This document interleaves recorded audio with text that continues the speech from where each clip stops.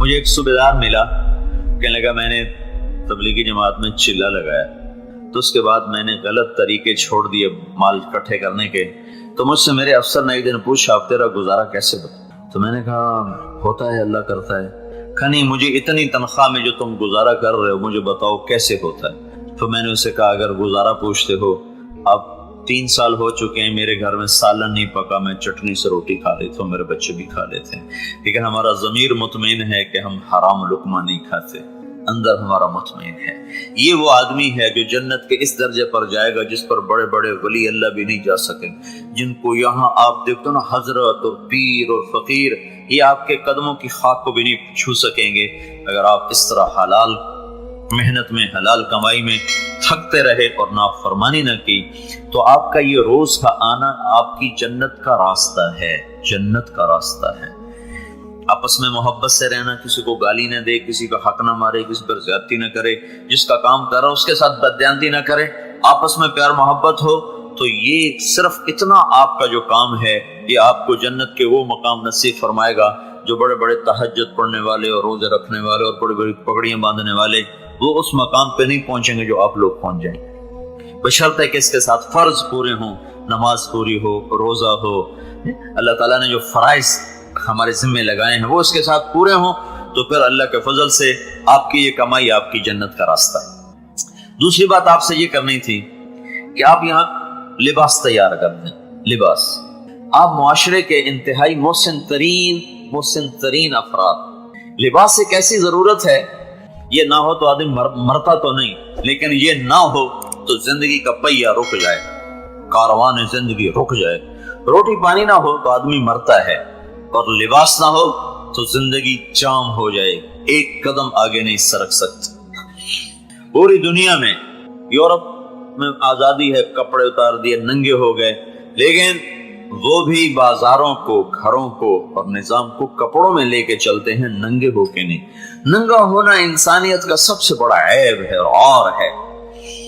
تو آپ جو ہے نا لوگوں کے لیے لباس مہیا کر رہے ہو، اس کو قرآن کی ایک آیت بیان کرتی ہے، یا بنی آدم قد انزلنا علیکم لباسا، اے میرے بندو میں نے تم پر بہت بڑا احسان کیا، قد میں نے تمہیں پر بہت بڑا احسان کیا ہے کہ میں نے تمہیں لباس عطا کیا ہے، اور کہ میں نے آسمان سے اتارا ہے، آسمان سے کپاس کا دانہ نہ ہوتا اور یہ دھاگے کا میٹیریل نہ ہوتا تو کپڑا کہاں سے بنتا، تو کہ میں نے آسمان سے تمہارے لیے لباس اتارا ہے۔ یہ 2 کام کرتا ہے، یواری سواتکم، ایک تو تمہیں بے پرد ہونے سے بچاتا ہے اور تمہارے جسم کو یہ چھپاتا ہے، وریشا، اور دوسرا کام کیا ہے کہ یہ تمہیں خوبصورت بناتا ہے۔ ساری خوبصورتی لباس میں ہے، ننگے ہونے میں کوئی حسن نہیں ہے، مرد ہو یا عورت۔ جدہ میں نا ایک ڈریس ڈیزائنر ہے، وہ جتنے یہ رائل فیملیز ہیں، سعودیہ کی، قطر کی، امارات کی، کویت کی، اور جب عراق تھا اس وقت، ان سب کی خواتین کے لباس وہ تیار کرتا تھا۔ اللہ نے اس کو تبلیغ میں لگا دیا، بڑی اس میں تبدیلی آئی۔ تو میں پچھلے حج میں نا اس کے گھر گیا ہوا تھا، تو اس نے مجھے رسالہ اٹھا کے دکھایا کہ وہ فیشن شو ہوا تھا پیرس میں فیشن شو ہوا تھا، ساری دنیا کی پارٹیز میں یہ اول آیا تھا، اول۔ تو اس نے مجھے وہ فوٹوز دکھائے، تو اس کے جتنے وہ لباس تھے اور وہ جو فیشن شو میں شامل ہونے والی لڑکیاں، سارا جسم ڈھکا ہوا، صرف ہاتھ اور پاؤں ننگے تھے، باقی سارا جسم ڈھکا ہوا تھا، اور باقی جتنے وہ آئے ہوئے تھے وہ پیٹ ننگا، کمر ننگی، سینہ ننگا، ٹانگیں ننگی، بازو ننگے، اس قسم کے لباس تھے۔ اور اس کے جتنے اس میں ڈیزائن آئے لباس کے، اور اس کو وہ چلی لڑکیاں اس کو پہن کر، وہ صرف چہرہ اور ہاتھ اور پاؤں ننگے، باقی سارا وجود ڈھکا ہوا۔ تو یورپ کی ننگی قوم نے اس کو اول انعام دیا تھا۔ انسان کی خوبصورتی ننگے ہونے میں نہیں ہے، لباس میں، اور جو ننگے رہنے کی دعوت دے رہے ہیں انہوں نے ان کو فرسٹ قرار دیا اور اس کو پرائز دیا اور اس کو ٹرافی دی گئی، یہ جدے والا فرسٹ آیا۔ انسان کی زینت ننگے ہونے میں نہیں ہے، کپڑے میں۔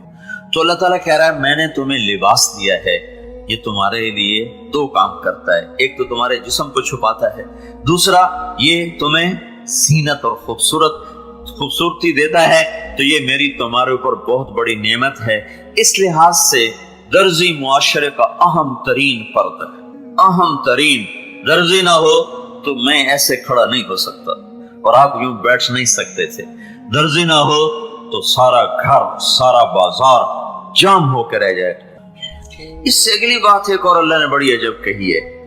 اچھا لباس کی ضرورت سب کو پتا ہے کہ اس کے بغیر تو چھوٹا بچے کو کہو اسکول چلے جاؤ اس کو صرف جینگیا پہنا دو کہے کہ میں نہیں جاتا. چھوٹا سا صرف اس کو چلو جینگیا پہنا دو بالکل ننگا نہ کرو جینگیا کہ چلو بیٹا اسکول کا نہیں میں نہیں جاتا. پھر یونیفارم دو کدھر ہے.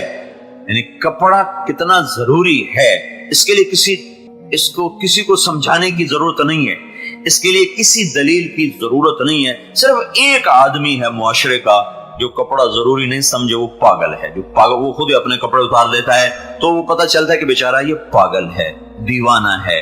تو لباس اتنی اہم ضرورت ہے کہ اس کے لیے ہمیں کسی دلیل کے قائم کرنے کی ضرورت نہیں ہے. ہمارے گھر کا 2.5 سال کا بچہ بھی اسکول جانے سے کہے کہ مجھے کپڑے دو میری یونیفارم دو میں اس کے بغیر نہیں جاتا ہوں.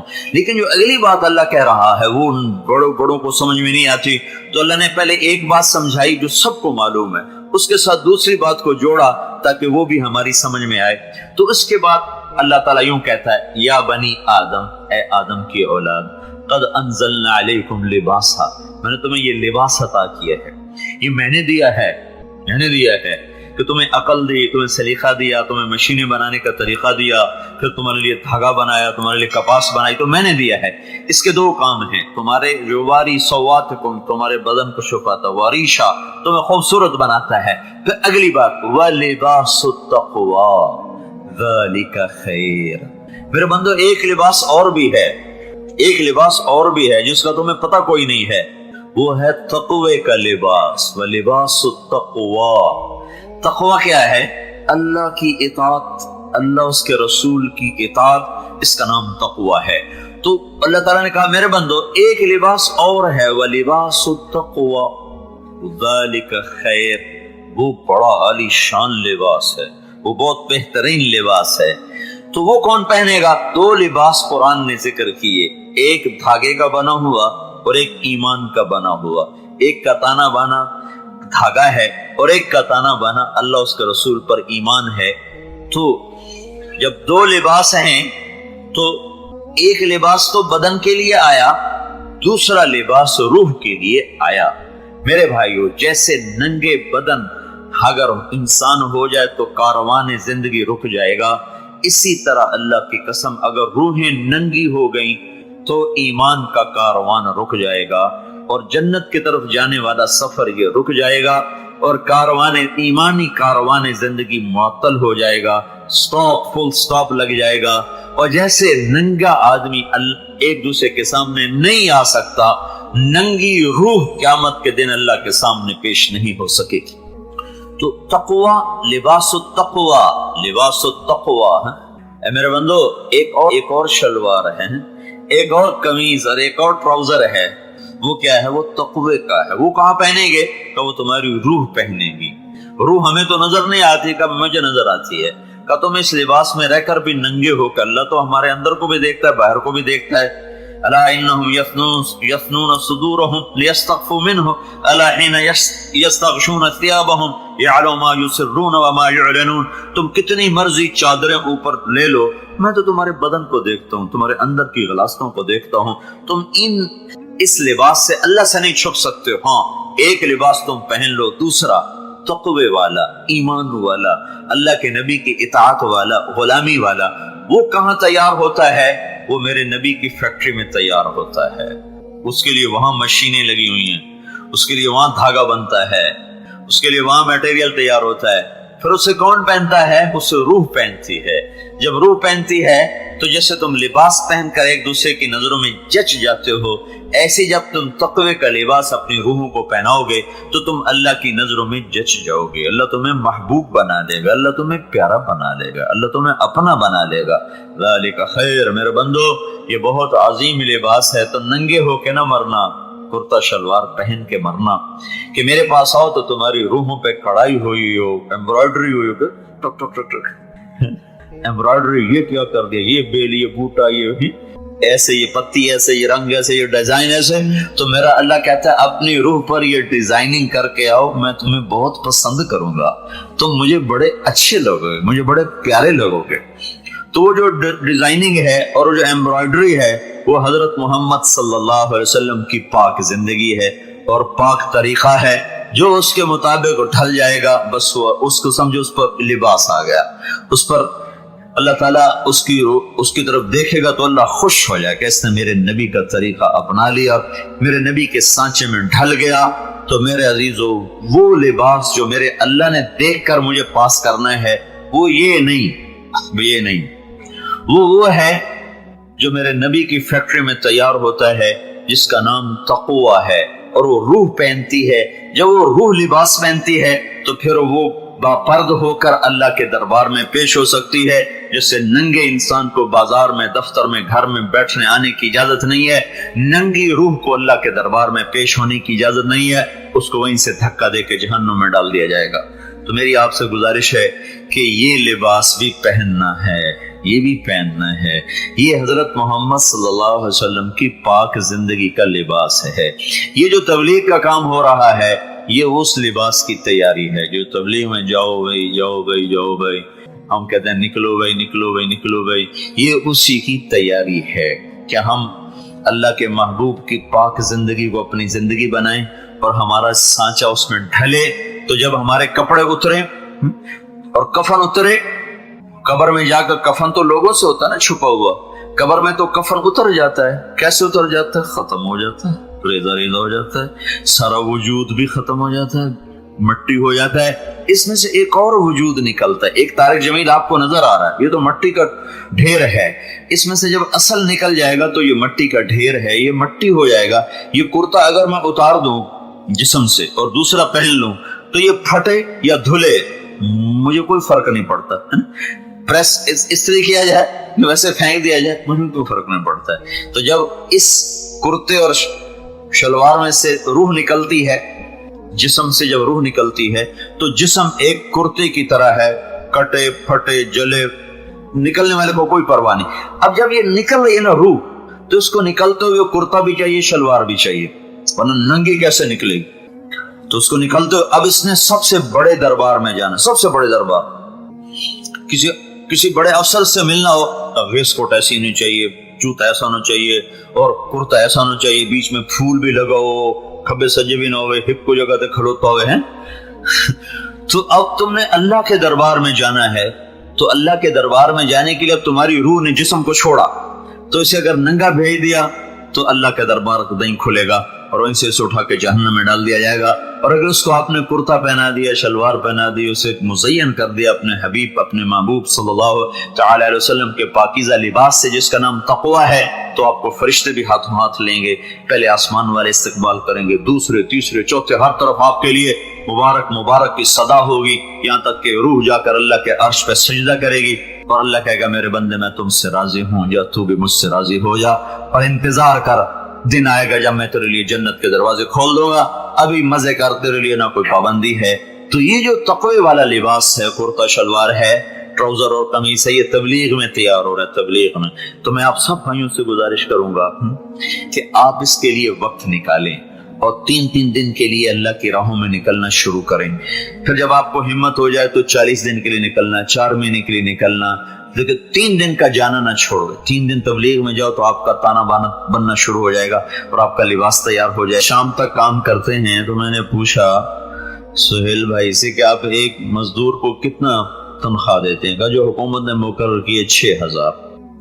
صبح سے شام تک محنت کر کے پورے مہینے خون پسینے کے بعد 6000 کے بعد یہ اتنا حق جتلاتے ہیں کہ یہ کام کیوں نہیں کیا، یہ کیوں نہیں کیا، یہ ایسے کرنا تھا، یہ ایسے کرنا تھا، اس میں یہ کمی ہے، اس میں یہ کمی ہے، اور اس کے پیچھے معاوضہ ہے 6000۔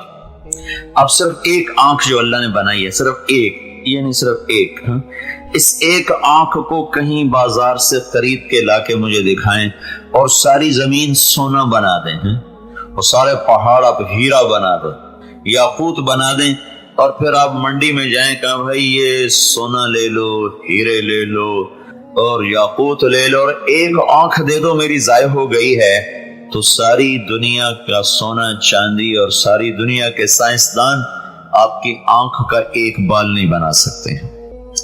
اور اس ایک مثال دے رہا ہوں، اس ایک آنکھ میں اللہ تعالیٰ نے 13 کروڑ بلب لگائے ہوئے ہیں، 13 کروڑ بلب۔ دوسری آنکھ میں 13 کروڑ، 26 کروڑ بلب لگے ہوئے ہیں۔ یہ اللہ نے مفت لگا کے دیے، ہم سے کوئی معاوضہ نہیں مانگا ہے۔ یہ نوخن ہے جو اللہ تعالیٰ نے 5 انگلیوں پر 10 انگلیوں پہ لگائے ہوئے ہیں، پاؤں پر بھی ہاتھوں پر۔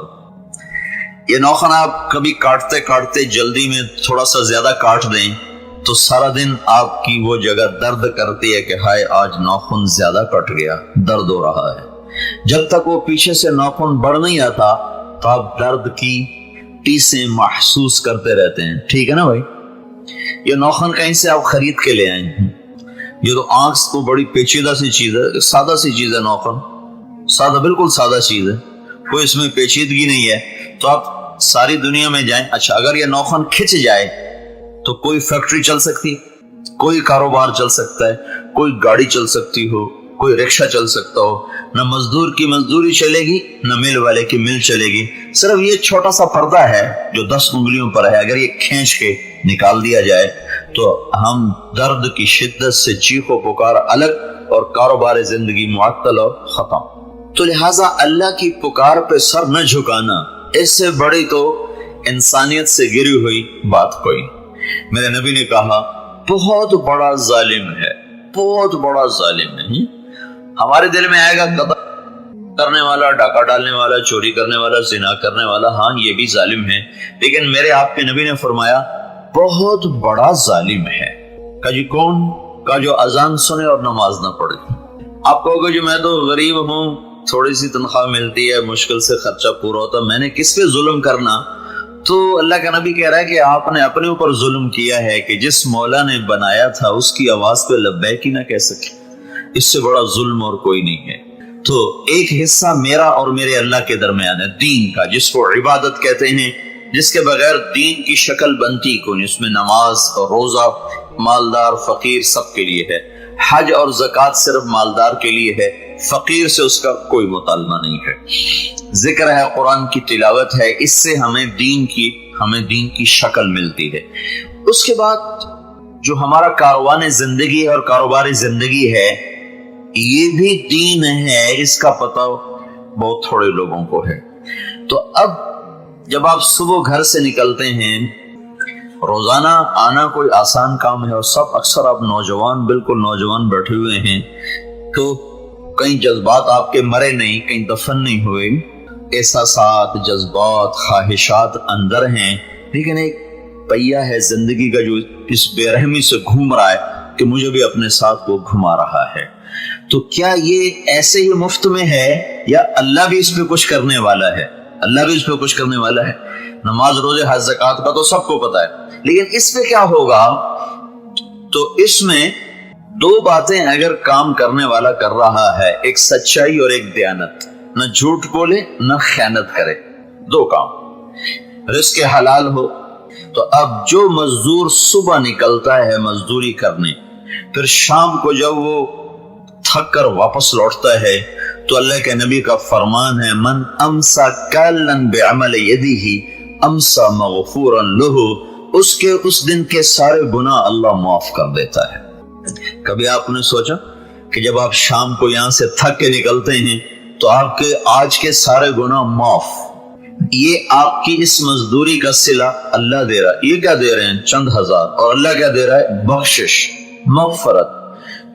حضرت سعد بن معاذ رضی اللہ تعالیٰ عنہ، اللہ کے نبی کیسے سامنے بیٹھے ہوئے تھے، تو ان کے ہاتھوں پہ نظر پڑی اللہ کے نبی کی، تو ان کے ہاتھوں پر نہ ایسے نشان تھے اور ہاتھ بڑا سخت۔ تو آپ نے ان سے پوچھا سعد یہ کیا ہے؟ کہ یا رسول اللہ میں اپنے کھیت میں خود کام کرتا ہوں، مزدوری کرتا ہوں اپنی باغ میں، یہ فقر کا زمانہ تھا، نوکر نہیں ہوتے تھے، میں اپنے باغ میں خود کام کرتا ہوں، تو کسی چلاتے چلاتے یہ میرے ہاتھوں پہ نشان پڑ گئے ہیں، اس کی وجہ سے میرے ہاتھ سخت ہو گئے۔ تو آپ نے سعد کا ہاتھ یوں پکڑا اور ایسے چوما، ہاتھ کو چوما، اور یوں فرمایا کہ بچوں کو حلال حرام نہیں, جھوٹ نہیں, بددیانتی نہیں. بچوں کو حلال کھلاتے کھلاتے جو ہاتھ ایسے ہو جائے گا اس ہاتھ پہ دوزخ کی آگ حرام ہو جائے گی. تو اب یہ ہاتھ تو مزدور کا ہی ایسا ہو سکتا ہے نا, جو مشقت میں مشینوں کے ساتھ پھنس رہا ہے, کبھی دھاگے کے ساتھ پھنس رہا ہے, کبھی سلائی کے ساتھ پھنس رہا ہے, کبھی کسی اٹھا رہا ہے, تو وہ سارا دن اس کے ہاتھ میں حرکت حرکت حرکت. تو اللہ کے نبی کی خوشخبری ہے کہ جو بچوں کو حلال حلال حلال ہے, یعنی جس میں جھوٹ نہیں, جس میں کھوٹ نہیں, جس میں خیانت نہیں, بددیانتی نہیں, جو بچوں کو حلال کھلاتے کھلاتے ہاتھ کا یہ حال بنا لے گا, اس پہ اللہ دوزخ کی آگ کو حرام کر دے گا. یہ روز آپ کی طرف آپ کے لیے اللہ کا تحفہ اور اللہ کا انعام ہے اور اللہ تعالیٰ کا صلہ ہے کہ حلال کمانے میں جب مسلمان تھکتا ہے. ایک اور حدیث مجھے یاد آئی کہ ایک روایت میں نے پڑھا کہ بعض گناہ ایسے ہیں جو نماز روزہ سے بھی معاف نہیں ہوتے, وہ حلال کمانے میں جو پسینہ بہتا ہے اس پہ معاف ہوتے ہیں. اور حلال کمائی میں جو تھکن ہوتی ہے اور تھکاوٹ ہوتی ہے اور پریشانی ہوتی ہے, اس پر وہ گناہ اللہ تعالیٰ معاف فرماتا ہے. ایک بادشاہ نے بڑا گھر بنایا, بہت خوبصورت, پھر اس نے اپنی رعایا کو دعوت دی, آؤ دیکھو میرا محل کیسا ہے. تو لوگوں نے دیکھا, اس کی بڑی تعریف کی کہ بہت عالیشان ہے. 2 آدمی چپ بیٹھے رہے, وہ کچھ نہیں بولے. بادشاہ نے کہا تم نہیں بولے؟ وہ کہنے لگے ہماری رائے تھوڑی مختلف ہے. کہا کیا؟ کہنے لگے باقی تو ٹھیک ہے, یہ گھر بہت عالیشان ہے, لیکن اس میں 2 عیب ہیں, 2 عیب, وہ نکل جائیں تو پھر ہر شے مکمل ہے. بادشاہ نے پوچھا کیا ہے؟ کہ ایک عیب تو یہ ہے کہ اس گھر کا بنانے والا ایک دن مر جائے گا اور یہ گھر چھوڑ جائے گا, اور دوسرا عیب یہ ہے کہ یہ گھر ایک دن اجڑ جائے گا, مٹ جائے گا, باقی ٹھیک ہے. تو بادشاہ نے کہا باقی پھر ٹھیک رہے گی گیا ہے, جھاڑو ہی پھیر لیا تم نے, پیچھے کیا رہے گی؟ تو وہ کہنے لگا کوئی گھر ایسا ہے جس کا مالک مرتا نہ ہو اور وہ گھر اجڑتا نہ ہو. کہاں ہے؟ کہ وہ کدھر ہے؟ کہ اس کے لیے بھی مرنا پڑتا ہے, وہ یہاں نہیں ہے, وہ موت کے بعد ہے, وہ جنت ہے. تو آرام اور چین اور سکھ کی زندگی کے لیے اللہ نے ایک ٹھکانہ بنایا ہے جس کا نام اس نے جنت رکھا ہے, اور نافرمانوں کے لیے ایک ٹھکانہ بنایا ہے جس کا نام اس نے جہنم رکھا ہے. وہ بھڑکتی آگ ہے, وہ مہکتا چمن اور گلستان ہے, جہاں اللہ آپ کی ہر خواہش کو اعلیٰ پیمانے پر پورا کرنے والا ہے, جس کو کوئی نہ سوچ سکتا ہے نہ تصور کر سکتا ہے. اس عالی شان جنت کو اللہ نے مٹی سے نہیں بنایا, پتھر سے نہیں بنایا, لوہے سے نہیں بنایا. اس جنت کو اللہ تعالیٰ نے سونے چاندی اور گارے مٹی سے بنایا, سونے چاندی اور مشک عنبر اور زعفران کافور سے بنایا ہے, اور اس کے جو گھر ہیں وہ موتی یاقوت زمرد کے. اس میں ایک اللہ نے جنت بنائی ہے جس کا نام ہے جنت الفردوس. فردوس اللہ کے VIPs کی جنت ہے, اور عجب بات ہے کہ قیامت میں اللہ کے سارے VIP میں کوئی 99% غریب لوگ ہوں گے اور کوئی 100 میں 1 مالدار ہوگا, ورنہ 100 میں 99 غریب لوگ اللہ کے VIP ہوں گے. ایک صحابے نے پوچھا یا رسول اللہ قیامت کے دن آپ کو کہاں ڈھونڈیں؟ تو آپ نے کہا میری امت کے غریبوں میں ڈھونڈنا, میں ان کے ساتھ کھڑا ہوں, مالداروں کے ساتھ نہیں, میں غریبوں کے ساتھ. اور ہمارے نبی نے غربت کا وہ معیار قائم کیا کہ میں پوری دنیا پھرا ہوں, میں نے کوئی غریب ایسا نہیں دیکھا جو اللہ کے نبی کے درجے کی غربت گزار کے دنیا سے گیا ہو یا گزار رہا ہو, کہ ہمارے نبی پر 4 دن گزر جاتے تھے, ایک لقمہ منہ میں نہیں جاتا تھا, ایک لقمہ. آپ باغ میں داخل ہوئے تو کھجوریں تھی گری پڑی, تو آپ کھجور اٹھا کے کھانے لگے, اور آپ کے ساتھ ایک صحابی ہیں عبداللہ بن عمر. تو آپ نے ان سے کہا عبداللہ تو نہیں کھاتا؟ کہ یا رسول اللہ مجھے بھوک نہیں. تو آپ نے فرمایا عبداللہ مجھے بھوک لگی ہے, آج 4تھا دن ہے میں نے کچھ نہیں کھایا, 4تھا دن. تو پوری دنیا میں میں نے کوئی ایسا غریب نہیں دیکھا جو 4 دن کھانا نہ کھاتا, جس کے گھر میں 4 دن چولہا نہ جلتا ہو, ایسا غریب دنیا میں کوئی نہیں دیکھا ہے. اور 2 مہینے گزر جاتے تھے اللہ کے نبی کے گھر میں چولہا نہیں جلتا تھا, اور فاقے سے رہتے تھے, اور پانی اور کھجور کھانا تھا. اور بعض اوقات ایسی نوبت آ جاتی تھی بھوک کی وجہ سے کہ آپ کی عادت نہیں تھی کہ جس گھر میں ہوتے تھے نا, آپ کی 9 بیویاں تھیں جن کے ساتھ آپ رہ رہے تھے, جس گھر میں ہوتے تھے وہیں کھانا کھاتے تھے, مل گیا ورنہ روزہ رکھ لیتے تھے. بعض اوقات ایسا ہوتا تھا کہ بھوک کی شدت میں آپ سارے گھروں میں پتہ کرواتے کہ پتہ کرو دوسری بیوی کے گھر میں کچھ مل جائے تو کسی بیوی کے گھر سے ایک لقمہ نہیں ملتا تھا، اور یہ فقیری آپ کی اختیاری تھی، کوئی زبردستی نہیں تھی کہ ملا نہیں۔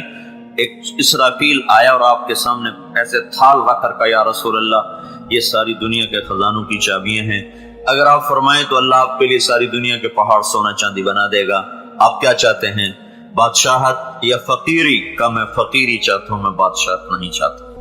پھر آپ نے فرمایا جب میں جنت میں جاؤں گا تو سب سے پہلے میں جنت میں داخل ہوں گا، اور میری سواری کی لگام بلال کے ہاتھ میں ہوگی جو پکڑ کے میرے ساتھ داخل ہوگا، اور میرے دائیں بائیں میرے ساتھ میری امت کے غریب لوگ ہوں گے، مالدار بعد میں آئیں، اور غریب لوگ 500 سال پہلے جنت میں چلے جائیں گے، 500 سال جنت میں پہلے چلے جائیں گے، مالدار لوگ بعد میں داخل ہوں گے، اور میں تھوڑے مالدار ہوں گے جو جنت میں جانے والے ہوں گے، کیونکہ مال کی کثرت انسان کو بہت سی مصیبتوں میں پھنسا دیتی ہے اور بہت سی نافرمانیوں میں پھنسا دیتی ہے۔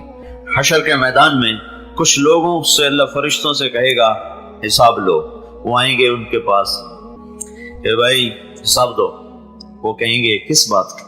کہا جو اللہ نے دیا تھا، کہا ہمیں تو دیا ہی کچھ نہیں تھا، حساب کیا دیں؟